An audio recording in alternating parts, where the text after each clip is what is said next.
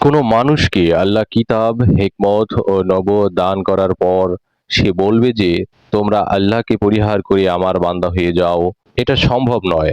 বরং তারা বলবে, তোমরা আল্লাহওয়ালা হয়ে যাও, যেমন তোমরা কিতাব শিখাতে এবং যেমন তোমরা নিজেরাও পড়তে। তাছাড়া তোমাদেরকে একথা বলাও সম্ভব নয় যে, তোমরা ফেরেশতা ও নবীগণকে নিজেদের পালনকর্তা সাব্যস্ত করে নাও। তোমাদের মুসলমান হবার পর তারা কি তোমাদেরকে কুফরি শিখাবে?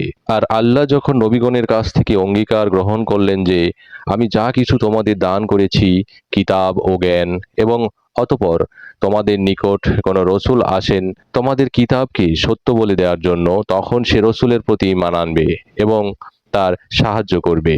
তিনি বললেন, তোমরা কি অঙ্গীকার করছো এবং এই শর্তে আমার ওয়াদা গ্রহণ করে নিয়েছো? তারা বলল, আমরা অঙ্গীকার করেছি। তিনি বললেন, তাহলে এবার সাক্ষী থাকো, আর আমিও তোমাদের সাথে সাক্ষী রইলাম।